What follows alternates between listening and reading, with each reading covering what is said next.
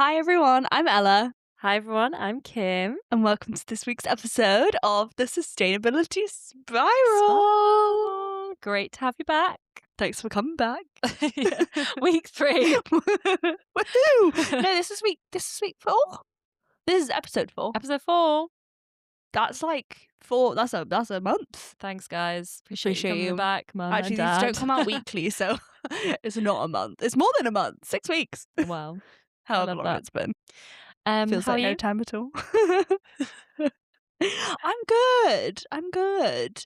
I am a couple of weeks into a new job, so my brain is like fully loaded with lots of facts and abbreviations and acronyms, and my brain feels a bit tired, but it's good. I'm enjoying it. It's like nice to be like learning. She's and booked and busy. New stuff, booked and busy, and spending lots of time in Luton. Nice. How are you, Kim? Famously a gorgeous location for an Hey, office. hey. No shade. No tea. shade, no tea. There's a Greg's and there's a fountain. Fine. Okay, I'm in. Some water features. I love Greg's. It's delightful. That's like all that's on the business purpose. I Like heard offices what I and a needed to Greg's. hear. I'm actually yet to go to the Greg's. Oh. I know. Treat yourself, girl. I know. I should get there. Yeah, I'm good. Can't complain. I've just come back from a holiday. You have? Where did you go? I went to Les Deux Alpes. Les Deux Alpes. French Alps. I think every episode so far, one of us has done an accent. Oh God. If not both of us. I must think stop. we need to. Yeah, I agree. Okay, I went to Les Deux Alpes then. Dark Alps. In the French Alps, I went skiing for the first time, guys. Woohoo! Yeah, I was on the slopes doing a pizza. Fast? Super slow. To me, it felt like high speed Shinkansen, like speed train. But in reality, I don't think I was going like faster than walking speed. I'm sure it was a bit faster than walking. It's very unnatural to go that like even walking speed fast, but you're not moving anything. See, it looks really easy. I feel like Shut your mouth. No, you didn't move it. I was gonna say, I It's feel so like hard. people make it look really easy. I know. And then you actually do it, and it is really like unnatural for your body, especially when you're Yeah. older and you've not done it from when you're a kid. It's clunky. It looks really like scary.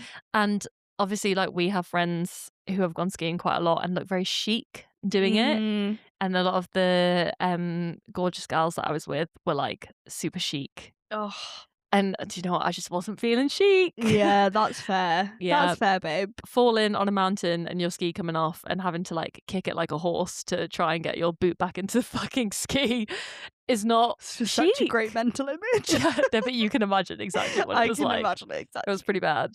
But I enjoyed it. Like, it was very beautiful. Yeah.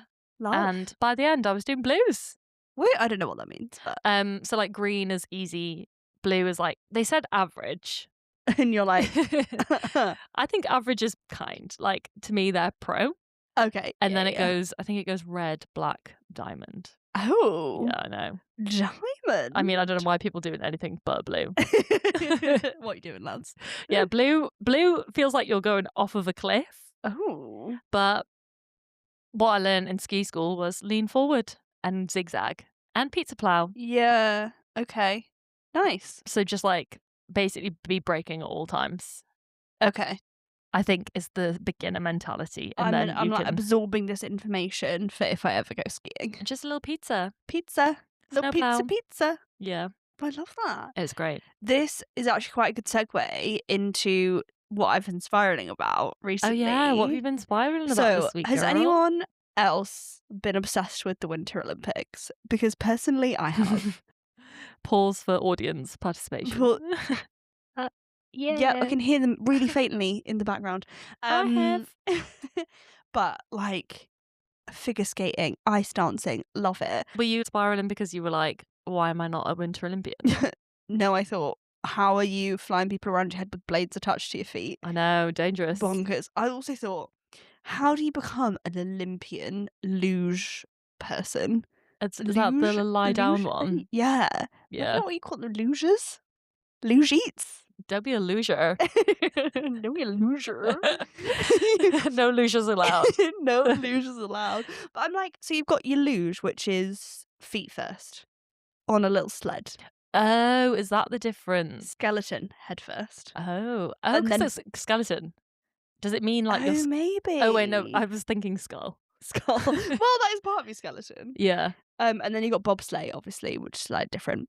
But you also Fine. have doubles, Double skeleton, luge. and double luge, and they just lie on top of each other on a sled and go down a slide made of ice.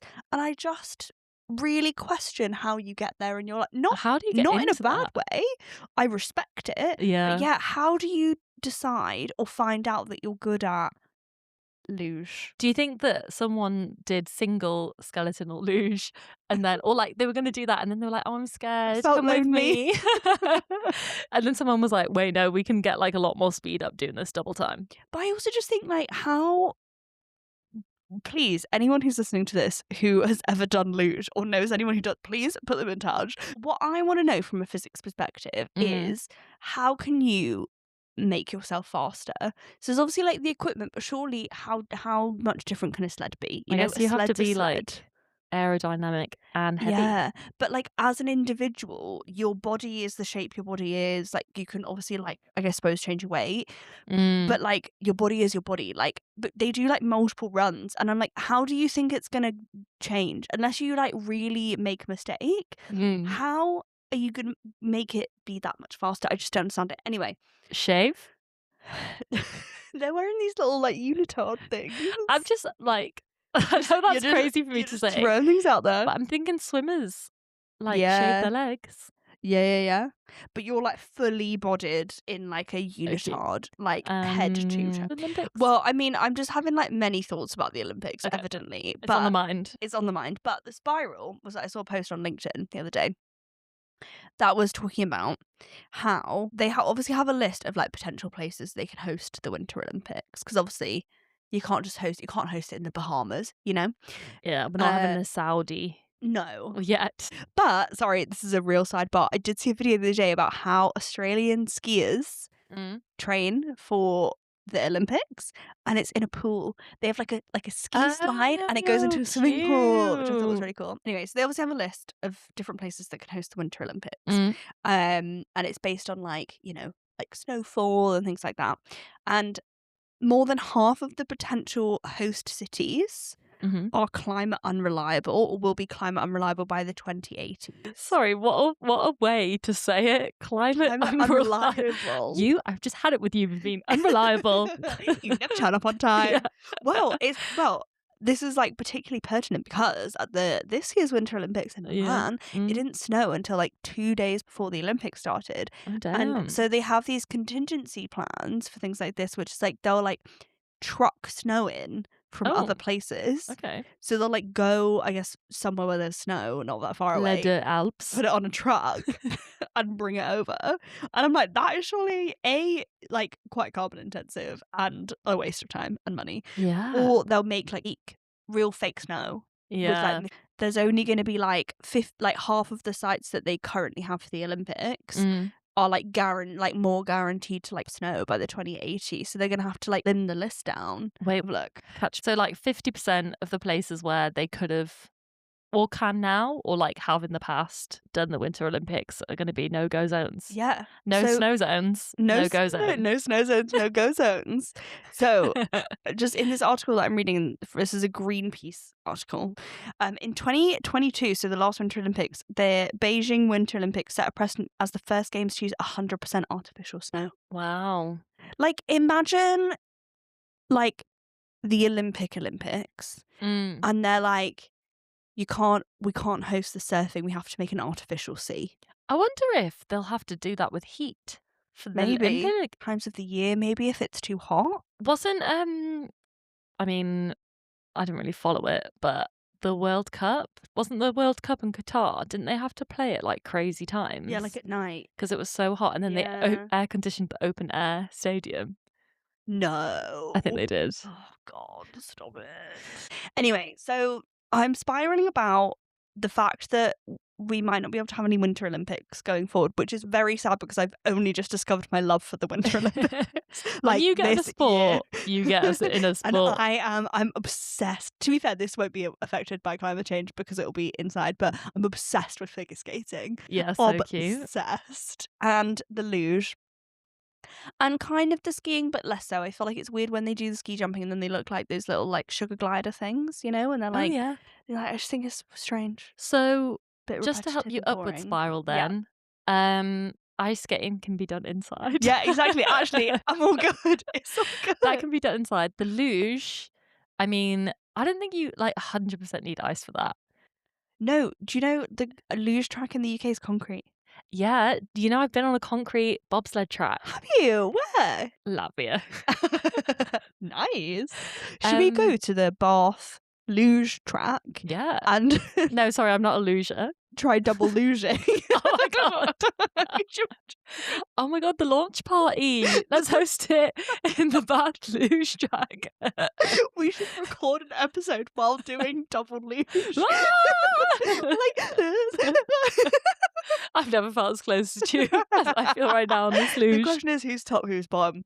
No, I'm totally down to go luging with you. I reckon we would be great at luging. Yeah. When I did dry bobsled, they obviously it was Latvia, and I wouldn't say that it was a cash in hand job sort of thing. Nice. And they just gave us like motorcycle helmets, and I was in like a bandeau tiny summer dress. Oh my god, stop. And then they just put us into this thing that had like a cage on top, like the bobsled had a cage on top. Yeah. And then just like push us down. Oh wow. How long did it take you to get down? I would say like 40 seconds. Oh, it was quite quick. Yeah, really quick. And then at the bottom, this lady came down in a white van and she just tied a rope to the bobsled and then just drove us back up the hill. It was great. I had such a good time. We went down twice. Well, that's our next activity. It was like €1. Luge. Oh my god, bargain. Yeah, well, Riga. But yeah, so spiraling about the fact that the Winter Olympics might not happen anymore, but actually upward spiraling because all I actually care about is the figure skating. And the luge that's that you can fine. do here. Yeah, exactly. And now we're with going to go luge. With the skiing, you could just do it into a pool like the Australians. Yeah. Like, everyone's adapted. Congratulations for adaptation. Or, hear me out here, we could try and mitigate climate change. Crazy idea. Like, no. Like, I've had enough. I've had enough of you and your loser ideas. I'm not having it.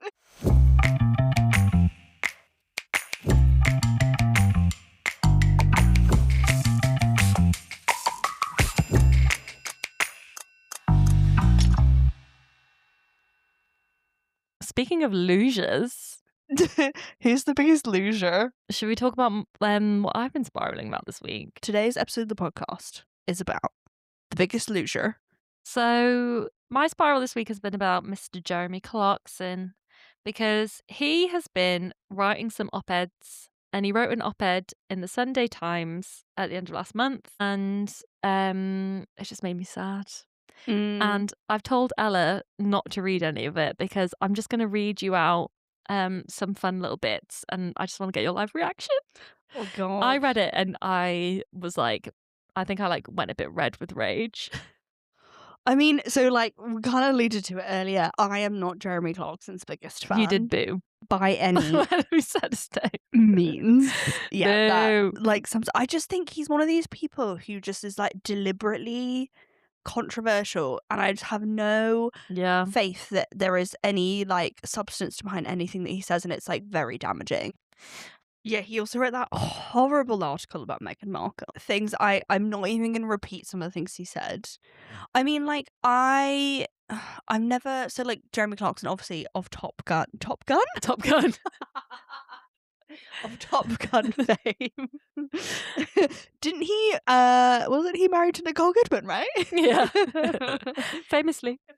No, sorry, of Top Gear fame. Yeah. And all I know about Top Gear is my granddad used to watch it, and that there's a guy in a white helmet. Like I've never Stig. The Stig. Michael Schumacher.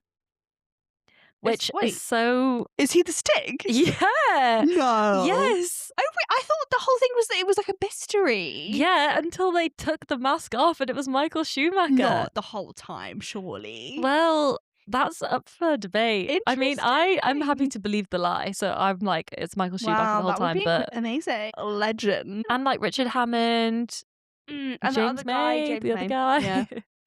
Yeah. And like, I liked Top Gear back in the day. Like, I used to enjoy watching it. didn't And Jeremy I don't care Clarkson, like, about cars at all.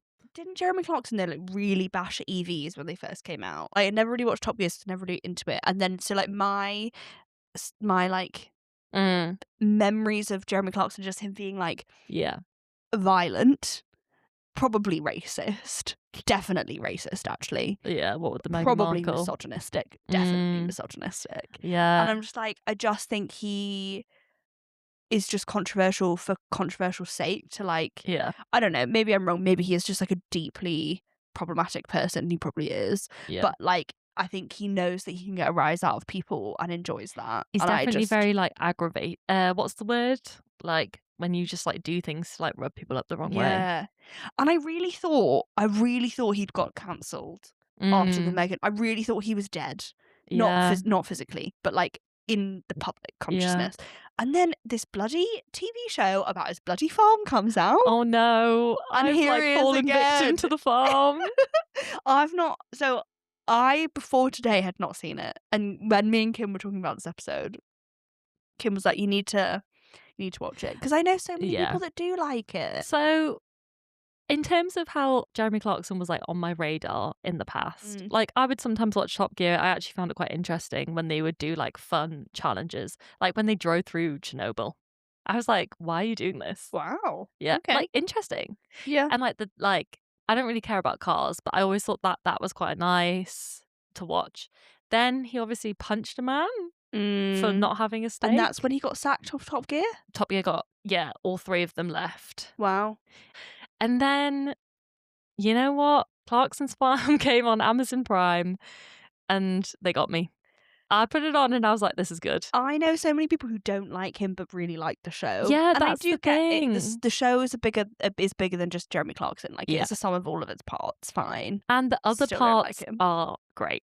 Yeah. So, like, he has a little farmer apprentice called Caleb, who's like, just like cute little farmer boy. Cotswold boy. He has a girlfriend who's this like gorgeous Irish girl. Oh my god, the blonde lady. Yeah, that's it. That's Jeremy Clarkson's girlfriend. Stop. I know, Lisa. What the heck? Love you, Lisa. The like environmental inspector guy. He's so cute. Yeah, So Kim recommended one episode for me to watch. Yeah, which I did watch today. Yeah, which was Wilding. Yes. Season 1, episode 4. The reason that I have enjoyed watching Clarkson's Farm is because I think it has been interesting to learn about different farming issues. You know, like I grew up close to a farm. I did not. You're from farmer country. I grew up in the city. You can do a really good impression of farmer accent from the West Country. You get on that tractor, me lover. Yeah, that doesn't. I like. There was a city farm. Okay, fine. With a little cafe and a playground. And some pigs. Okay, well that wasn't my experience. Yeah, okay. But I just thought it was like quite interesting to see. Also, there's just something quite like nice and peaceful about like seeing farm landscapes. Like they're beautiful and calming. And obviously a very important part of like, you know, the backbone of the UK and food production, all obviously very important. Yeah. I will say though, watching this episode, literally I think maybe 3 minutes in, not even that, not even 3 minutes, a minute in, I'm angry. Yeah, he did dive straight in. He did. So I have notes too. Let me just get up my notes up. Okay. So I asked Ella to go and watch Clarkson's Farm Season 1, Episode 4, which I thought would actually be quite a nice gateway into Clarkson's Farm because it's about wilding. I kind of remember that episode being like nice, like fluffy owls. And then I also rewatched it and I was like, ooh. Because I think I initially watched it with like an entertainment lens. Yeah. And then I obviously now rewatched it and I was like, ooh. Ooh, it's not good. So immediately. Okay. The one of the first lines, he says, "Forget climate change and plastic. Without insects, we'll all die." And I'm like, it is all the same thing. I'm like, what do you like? So what did he say? He said something about like forget climate change and plastic pollution. Without insects, we'll all die. Which obviously factually correct, but I'm like, you're missing the fundamental point that all of these things are linked together. Yeah. And I was like, immediately, I don't like this. So immediate note. We got off on the wrong foot, I think. Yeah. I also made that same note 3 seconds in, where I was like, I think he's overlooking that all of those things are linked. Yeah. The best thing you can do to conserve nature is help to fight the climate crisis. Amen, sis. What I've written underneath it is hairy armpitted environmentalist with an angry face emoji. No, because I knew you'd write that down. I have no words other than angry face emoji. Oh, your angry face emoji is really gonna come out in a second. Oh God. But I thought like he did quite a helpful stat attack at the start. So Britain having lost 140,000 miles of hedgerow, 40% of ancient woodlands, and 97% of wildflower meadows, I think in the last 30 years, which is pretty crazy. Like those are stats in the that's bad stat attack. No, and I like, fair enough for like raising awareness of that. I appreciated that. I thought it was very good. So he opened the episode and was like, biodiversity crisis is real. Like, there's not enough he focused very much on insects. And he was like, insects are fucked in the UK. He was going to take a plot of his farm and try and wild it. He also said, let's put Mother Nature back in the driving seat. And what I saw about a minute after he said that was him in the driving seat of a huge tractor skidding down a mudslide and like wreaking complete havoc in the area that he said that he wanted to do. I would just love to understand how much thought went into this ahead of Zero. time. I'm telling you now, zero. No, 100%. And he's like, I want to protect nature. And I think he just like, it's this arrogant concept of like, we know what's best. Yeah. When he's like, I'm gonna dam this stream, and then Mother Nature quite literally undams his stream, and I'm like, are you getting a message here, or is that just not clocking? Yeah. And it wasn't clocking. So according to Google, the definition of wilding refers to, and I would like your reaction on whether you think this is what Jeremy Clarkson did. Okay. The definition of wilding refers to allowing nature to take over a smaller area like a garden or a farm, or the act of enabling plants and wildlife to grow uncultivated. I don't think he did that. No, I don't think there was anything uncultivated about it. There was a lot of like direct intervention. And immediately I was like, I don't think this is what you think it is. Yeah, it looked to me like a quarry massacre mud pit. And then the bit where they were like the tractor was stuck and there's like 5 tractors trying to get one tractor out, all powered on diesel, and I just thought, I just don't think. I wrote, it's shocking that he said he's doing environmental work. Ha ha ha. Oh my God, a JCB has just come in. The skidding of the JCB is wild. The JCB just like falls down the hill. It made me really go, ooh, was when he dug a pond. And then what happened to the first pond? He dug it, and then obviously, because it's like it filled up. It filled up with water. Yeah. Because he left it for like an hour, and I was like, well. And then he dug a second pond, and I just thought the amount of habitat that you've just disturbed. Honestly. Also, if you want a pond and it filled up with water, why didn't you just celebrate that? Because it's like the wrong type of, sorry, it's just like geology nerding, but it's like the wrong type of clay. So like clay obviously like holds water, but there's like better clay for it. So he had to like put the better clay on the sides, otherwise the water will like seep out the side and saturate the ground. Good to know. Sorry, I know you're on about the environmental guy, because then after they'd like dug these 2 ponds, the guy, I can't remember what his name is, but the guy in like the barber jacket came and was like, this is like soil degradation. Yeah, and you're Jeremy's gonna get fined. like, no, it's not. I've just like aerated it, and he's like, no. And I'm like, oh my God. Did you get to the bug highway bit? Nope. Okay, I think you would have liked that. There was a like rapeseed oil field, and they basically just like dredged up a path in the middle, and then he was like, it's a bug highway, which I thought fair enough. Yeah, Okay. Yeah. Fair enough. And then it made me think of some of the like other nature highways that I've seen. So like in Holland, when we used to go to the coast in Holland, we would always like drive under this bridge that was a nature bridge, and it would be for like all the deers that would live Oh. like almost close to the beach sort of area, and so they could cross the road safely. They had like a forested bridge that went over the main road. Oh, I love that. Isn't that so cute? I love Is that. that making you feel better? That is making me feel better, but I fear you're about to plunge me into more. Plunge is appropriate Okay. because I'm guessing you also didn't get to this bit, but did you see when he put the fish in the pond? No. Okay. Okay. Oh God. Like, I think you should watch it. Don't know if I have it in me. He like, this man with like loads of fish came round, and then the way that they dropped them into the pond was like from a height.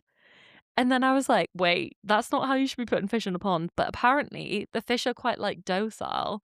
So in Canada, they also restock ponds by doing this. But in Canada, they do it from planes. Stop. And then I went down a rabbit hole of watching videos of planes dumping fish in ponds, but they literally will fly over like, well, not pond, but like a lake. Yeah. And to restock the fish population, they'll drop it from a height. And the reason they drop it from a height is to shock the fish into swimming. Because if they do it gently, the fish are sometimes so docile that they'll just like float on the top and die. Oh. Isn't that wild? What? So you weren't a fan of your first No. sprinkling with Clarkson's I will farm? not be watching on a regular basis. I'm very sorry to say.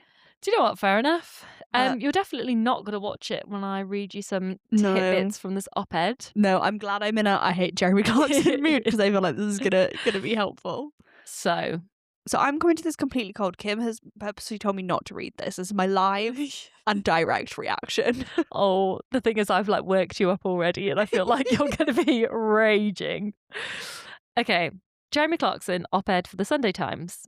The title is "Net Zero's Unhuman. Who wants to be sad?" Sorry, say it again. Net zero is unhuman. Who wants to be sad? Who wants to be sad? And then the little tagline is, "The best inventions make our lives easier. Ed Miliband's ideas mostly taste like chickpeas." Like what? Chickpeas. I love chickpeas. Yeah, this is not aimed at Ed. you. This is not aimed at you. Give me the chickpeas, Ed. Love Ed. Okay. How do you feel about that so far? I fear I'm going to be Are you in the fetal catatonic by the end position? of this. Who wants to be sad? Well, we're all going to be sad when we don't have anything to eat and our homes are underwater. I know, Jeremy? guys. What I always say is net zero is inevitable because it's just a question of whether humans will be here or not. 100%. Because the planet will get back to net zero. It's whether we want to be there or not. Mm-hmm. Hate to say it. Okay, so then he opens it and he's just like, I know that loads of people are worried about climate change, blah, blah, blah. First quote. So understandably, those people fully support the concept of net zero and argue that the 7 zillion to implement it should be met by vigorously taxing Elton John and the nation's bankers. Is that a direct quote? 7 zillion? Yeah, 7 zillion. So I looked it up. It's actually 7.6 trillion.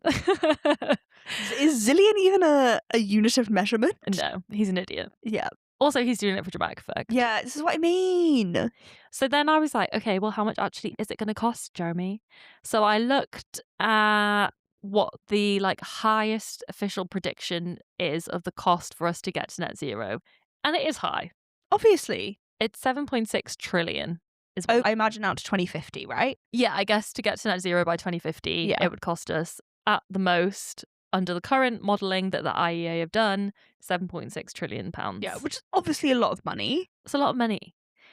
Then I started to look at like the cost of inaction. LSE put out this report that basically said that under current policies, the total cost of climate change damages to the UK are projected to increase from 1% of GDP to 3.3% by 2050 and 7.4% of GDP by 2100. And then also the Office for Budget Responsibility estimated that unmitigated global warming would result in increased costs because we would also need to adapt to the climate. So there's the cost of the damages, and then at that point, if it continues to rise, are you okay? I'm just like I'm seeing an eyeline of rage.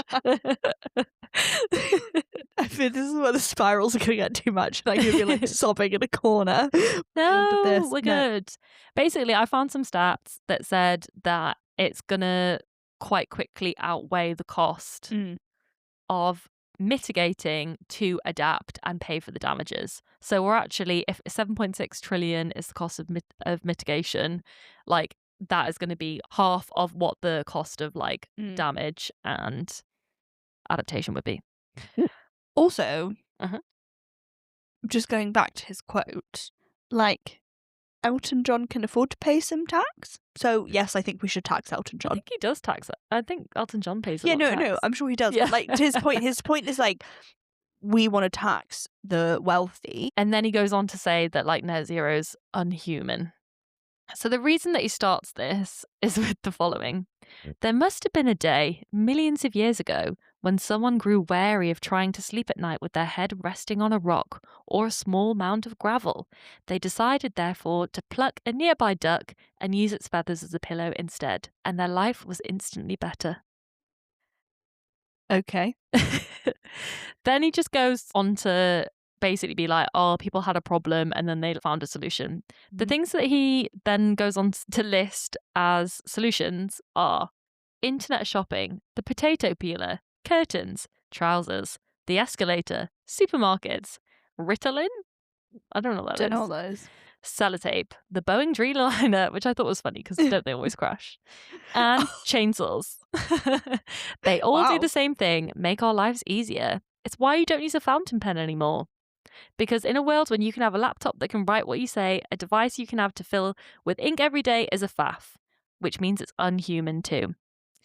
Unhuman, that's such an extreme word. Yeah, what do you even mean unhuman? I would actually argue the act of like taking time to do something is human. Yeah, like writing, the fountain pen's a bad example, but like writing something in a notebook, like analog stuff, feels more human than being like, hey Siri, da-da-da-da.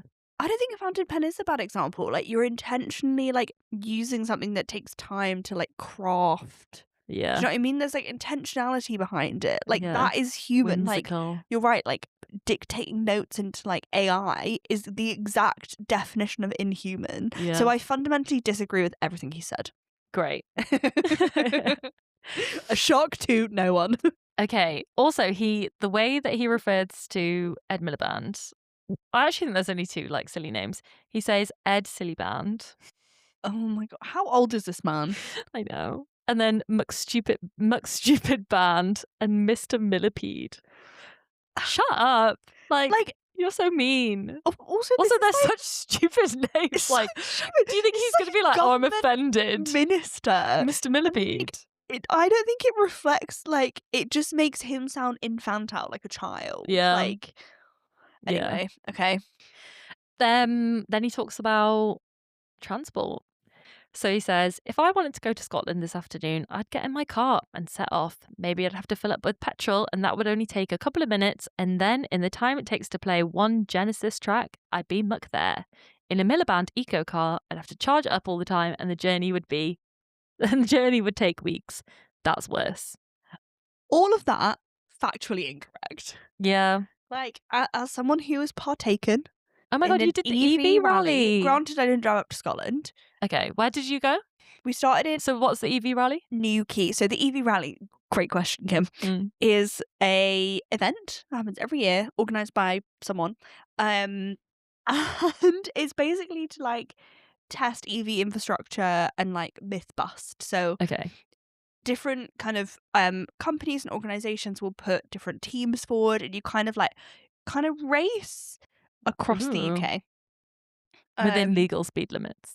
Yeah, so the idea is that you have like drag race, and you got to get from A to B, and you got to stop at all these different checkpoints, and then do that as quickly as you can, and then you get like points for like efficient routes and things like that. How long was it taking you to charge up your EV? Maybe 20 minutes. Fast? Was that a fast charge? Yeah. Oh, nice. Like sometimes 10. Really? So like by the time you've plugged the car in, gone in, got your coffee, you know, had a wee, which you do come anyway. back, exactly. Yeah. Done. Did you feel that you stopped more? Yeah, we did, but we were also like driving these like really weird routes because we had to like stop in all 'cause these of the different crazy checkpoints. places. So like, Yeah. and also I was driving a van, Yes. like a van. So like in a efficient electric car that could do Mm. like hundreds of miles, he would be fine, and it wouldn't Yeah. take you weeks, Jeremy. Yeah. It just wouldn't. And also, you're old, and I bet your bladder continence is not that great. So I bet you're stopping anyway. So, Ooh. Youch. I'm Yeah. not. I read that and I was like, oh my God, that's like just classic like EV myths. And But often it's cheaper. Like if you are charging your EV at home and you've got like a cheaper rate, like that would be a cheaper journey for you to do on electricity than it would on petrol or diesel. I know this is all like hyperbole, and he's just trying to be dramatic. But how can he actually legally write this? Because that is like actually factually incorrect. I guess it's Actually, like op-ed. factually. Yeah, but like it's still like I know. wrong. Do you know what I mean? I hate Like, to say it, but like you are like he's done exactly what like you're reacting exactly how he wants you to. I don't care. Fine. Fine. You can wind me up. Then me he goes on wound. to heat pumps. Oh god. And then he said, I know people who are evangelical about these things, but invariably their houses are so cold. Oh, I forgot about this bit. Oh god. That when they get back from their day's protest, they take off their Palestinian keffiyeh and they get frostbite. My house runs on gas, and even though it's currently about 1 degree outside, I'm sitting here in a t-shirt. The comment I put on that, why wouldn't you put a jumper on? Yeah. Just put a jumper on. Just put some socks on. Yeah. And that's better. Oh. And then he basically says that they're really expensive. And I do get that, like electricity is currently more expensive than gas, but the government is doing things to like make it much more affordable for the majority of people. I don't think that technology is accessible for everyone at the moment, but I mean, You know who it is accessible for? Jeremy Clarkson. Yeah, so true. Like if not you, if you're not you, then who? No. Take some responsibility. Honestly. Then he goes on to solar panels and turbines, and he basically is like, they don't make your life worse. And then he just kind of just like dismisses them as like an energy source. He's like, I just care that the electricity's there. I don't really care where it comes from. It's fine. So why do you care if it comes from wind turbines? Well, he's like, I don't mind if it comes from coal. Yeah, but Uno reversed that logic. If you don't care where it comes from, why have you got such a strong... Like, fine, you don't care if it comes from coal, but it doesn't. But then he says, that said, however, we do have to consider aesthetics. I don't mind wind turbines, they're actually quite elegant. But whenever I see a solar panel on someone's roof, I get so angry, my hair starts to itch. He's got it. He's got it. And what hair, funny. Because God Almighty, it's ugly. Do you know what? I think solar panels are really nice. I've never seen a roof and thought, beautiful roof. No, apart from like a thatched Apart roof. from thatched roofs, yeah. And I think fair. beautiful roof, and you can't put solar panels on a thatched roof, so fair enough. I know, but like people are like, oh, it's ugly. It wasn't beautiful to begin with. No, it's tiles. Oh, I'm going to read you the bit that I've been scared to read you. Oh god. Okay, so how he closes a lot of it off is, nobody wants an ugly wife or an ugly car, and no one wants to take a holiday in an ugly resort. So why would you want to live in a house made ugly by solar panels? And why would you want to eat a sausage that has no pig meat in it? There are so many problematic things in that Even sentence. just starting that with no one wants an ugly wife. I was like, no why one... are we talking about that? Why have you said that? Relevance? What's the relevance? That to me is unhuman. Also, like, why are you... What gives him the right to speak for everyone? Like, maybe I do want an ugly wife. That's fine. I do want to eat a sausage with no pork in it. Do you know what? It's giving Abercrombie & Fitch founder setting beauty standards. Yeah. And then you see a picture and then you think, interesting that you were setting beauty standards.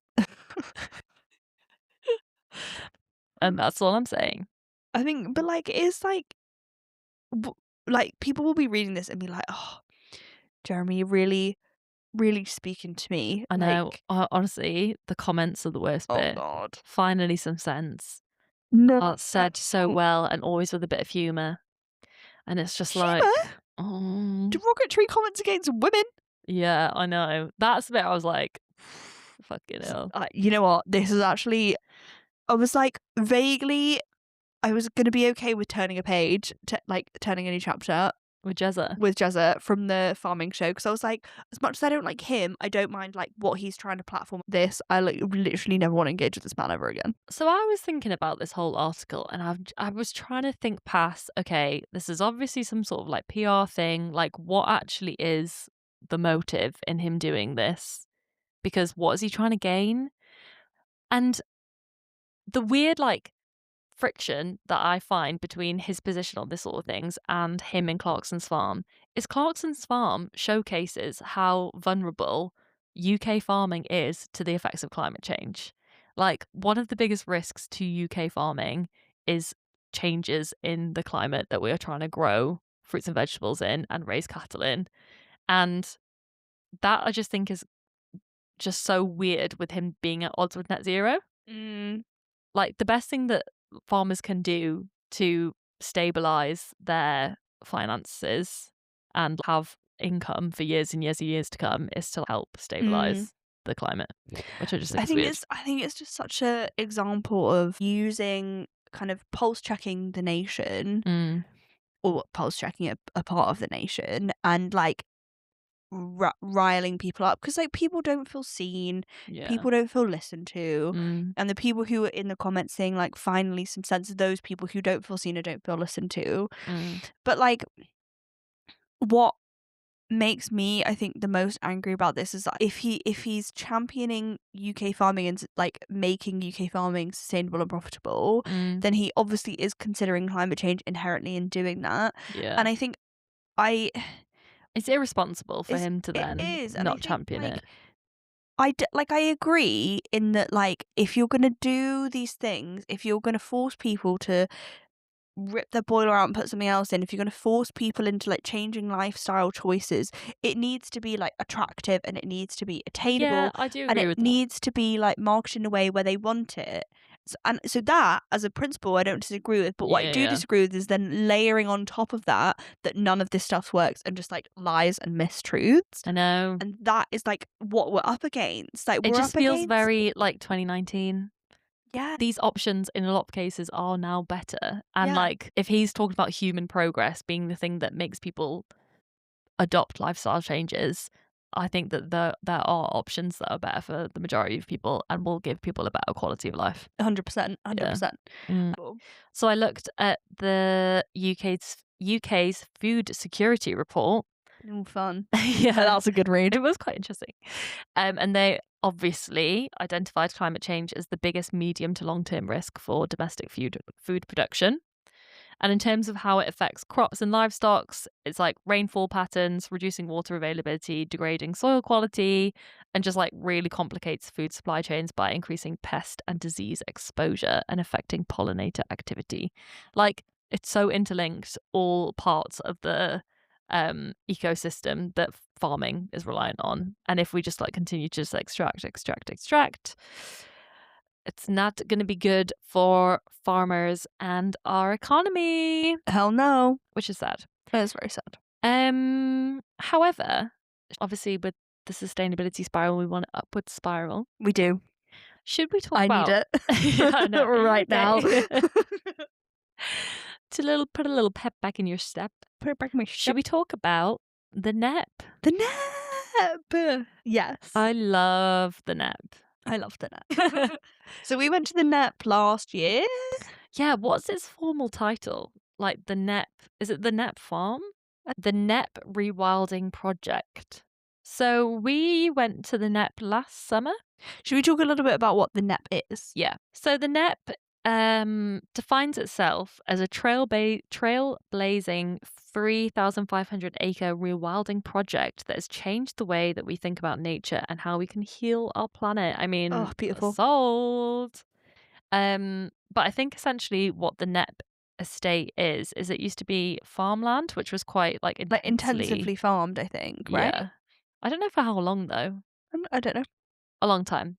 And then in like the year 2000, they were just not seeing the same kind of returns, and a lot of the challenges that we've already spoken about that Jeremy Clarkson and Clarkson's farm were seeing, but like soil degradation and just not getting the yield from their land that they were used to. And then they did this pioneering rewilding Rewilding. I guess rewilding for them. Yeah. Project. I think they call it a rewilding project. Nice. A rewilding project where they essentially just like gave the land back to nature and let nature do its thing, and have done relatively little management of the land since then. Yeah, I suppose it's like intervention. Intervention, yeah. Sorry.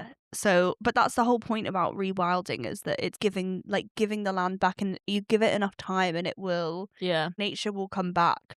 Watch any David Attenborough documentary. Yeah. And that will be the message, is that, like, if you let the thing breathe, you give it the space, and you don't butcher it for all it's worth. Yeah. Nature will return, and nature will win out. Oh, nature will win. Mother Nature will win. And we did see some very cute pigs. Oh my god, those pigs. I think the pigs were put there. Yes, because they were like reintroduced as a animal that had been made extinct, I think, by people, and they like brought them back in. Oh yeah, come back to the party. So it's like an interesting balance of like letting the land do what it will, but then I think if you do that, you realize that there are some key species missing. Yeah. And like reintroducing those so that there's balance, I think, was what they were trying to do. And the storks. So we went for like an evening guided walk at the Nep, which I would recommend to everyone. Like, it was so wholesome. Also, there was wine at the end. And cheese straws. Yeah, cheese straws and wine. Like, honestly, it was a good time. And we did maybe like a 2-hour wander around, maybe an hour and a half. With one of the guides from the Nep estate, and they were just telling us like about all the different like habitats within the ecosystem, like the interventions that they had done, like the impacts that they'd seen from the rewilding project. It was just gorgeous. It felt like we were in like ye oldie England, just like in the middle of nowhere. I know, and it was just like summer, so there was that like beautiful like golden dusky like shimmer in the air. I also just love talking to people when they're like so involved in a project like that, and you can ask them any question, and they just know this land like intrinsically, and they know like what's in there and how the dynamics work. And I just think, and it was so diverse. In your brain. I feel like when you go on a walk in the countryside, especially where it's a lot of like managed farmland, it's just kind of like the same sort of trees, the same sort of shrubs, the same sort of plants, like blah blah blah blah. But then when we were at the Nep, it was just really like beautiful. Yeah, and it was diverse. Beautiful. I loved it. And we saw loads of storks. Which I didn't realise that storks were like native to the UK. I know that sounds stupid, but I thought they were French. And they're also one of the only estates in the UK that have got turtle doves. Is that right? Is that what they were? Yeah, I think so. Yeah. It was a long time ago. 2 turtle doves. Da, da, da. Which I just thought was so lovely. But no, it was beautiful, and it was like that is like an upward spiral. It was a beautiful example, and like being there was like very inspiring of how people, granted, like in a privileged position, being able to like get investment in this land and like and use it in this way, and open it up to people. But it was like that just gives you hope that people are doing the right thing. And also, we saw 25 years later. Yeah, so that's like so true. I guess we saw it probably at the peak of like rewilding gone right. Whereas if we saw it in like 2002, we'd be like, oh my god, this barren land, like it's been depleted. Yeah, that's so true. We're seeing like the fruits of the labor. Literally the fruits. It really made me think of when I was in Costa Rica though. And in the 90s, there was a lot of deforestation happening, and a lot of the jungle was getting cut down for palm oil plantations. And then there was a backlash against it. And obviously, because of the climate there, like their rewilding is so quick. So they were like, oh, you just like leave the land alone for like 2 years and it becomes a jungle. Wow. Because it doesn't have like seasons like us. It's got like wet and rainy. Dry, wet and rainy. The famous wet season followed by the famous rainy season.